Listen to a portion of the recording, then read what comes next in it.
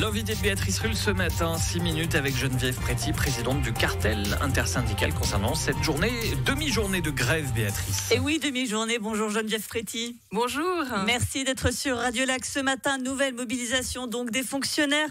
Le Conseil d'État pourtant fait un pas vers vous avec ce 1%.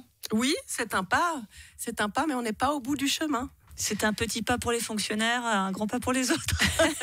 Peut-être, mais il nous manque toujours, selon l'indice des prix à la consommation, 1,56%, puisqu'il y a des manques depuis 2021. Vous mettez en avant cette étude de l'UBS qui montre que les salaires seront en moyenne adaptés de 1,9 pour le privé, de 2 pour le public. Dites donc, ce n'est pas bien de monter les salariés les uns contre les autres. Ah non, c'est les uns avec les autres. Dans ces chiffres, vous avez des chiffres du privé. COP, par exemple, adapte ses salaires à 2,2%. L'affaire a fait aussi une étude, Fédération Romande, c'est pas des communistes. Ils ont fait une étude où ils montrent qu'il y a 9% des entreprises qui vont augmenter à plus de 3%. Alors, il y a des réévaluations de salaire aussi. Mais des réévaluations de salaire, il y en a aussi à faire dans la fonction publique. Je vous rappelle juste que les professions soignantes sont sous-évaluées. Selon le système actuel, elles vont devoir attendre encore longtemps avec les travaux de réévaluation des fonctions. Elles n'ont reçu aucune prime pendant le Covid, alors que dans d'autres cantons l'ont fait. Donc l'indexation, elle est aussi très importante pour ces fonctions-là. On a quand même l'impression, d'un point de vue extérieur, que chaque année, vous savez, c'est un petit peu comme ces conversations entre les amoureux de savoir qui raccroche en premier. Non, toi d'abord, non, toi d'abord. Puis à la fin, vous l'obtenez, votre indexation. Écoutez, l'année dernière, on a failli signer un accord.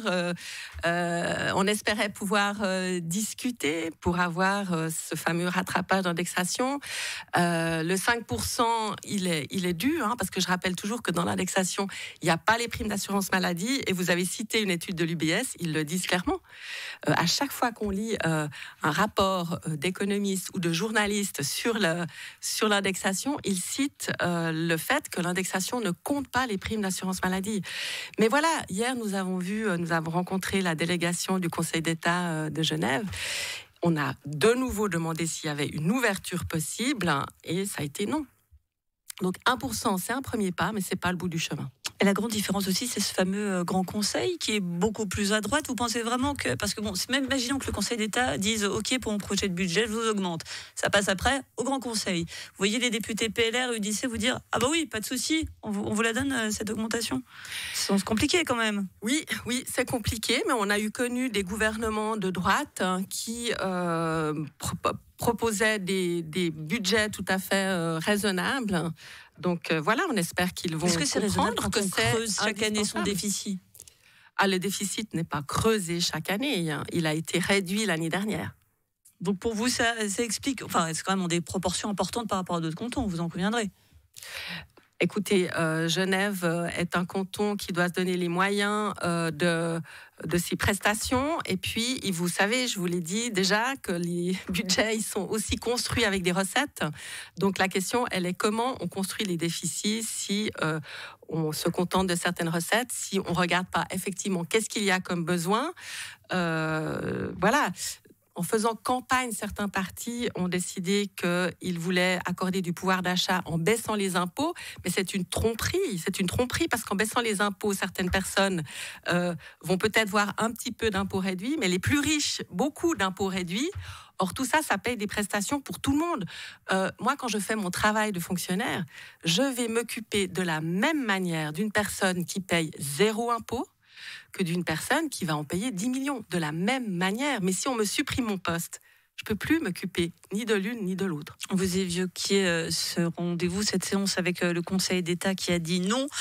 S'il dit encore non après cette demi-journée de mobilisation, qu'est-ce qui se passe ? Alors ça, c'est les instances du cartel qui le décideront. Donc cet après-midi, nous avons à 16h30 une assemblée du personnel où les gens pourront s'exprimer très librement. Les assemblées du personnel, tout le monde vient et c'est très libre.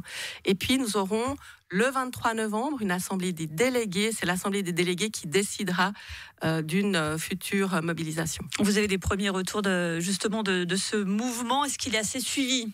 Oui, alors nous avons des retours d'une très bonne mobilisation dans l'enseignement primaire. C'est rare d'avoir des chiffres comme ça à l'avance, mais uniquement pour le primaire, nous avons 17 écoles qui se déclarent en grève et puis une centaine de personnes en dehors des écoles. Vous savez qu'il y a toujours des services d'aide à l'école, dont l'office médico-pédagogique qui se déclare en grève. Donc oui, ça a l'air d'être bien suivi. On verra la réponse cet après-midi. On va rappeler quand même qu'il y a un service de garde qui assure, s'il y a des parents qui nous écoutent ce matin, qui ont quelques sueurs froides, vos enfants ne vont pas être jetés sur le pavé. Arrivés à 13h30, on les rassure. Le temps est très maussade pour cet après-midi. Grève pluvieuse, grève heureuse, ça on le saura, mais vous appelez les manifestants à venir avec de jolis parapluies colorés. Oui.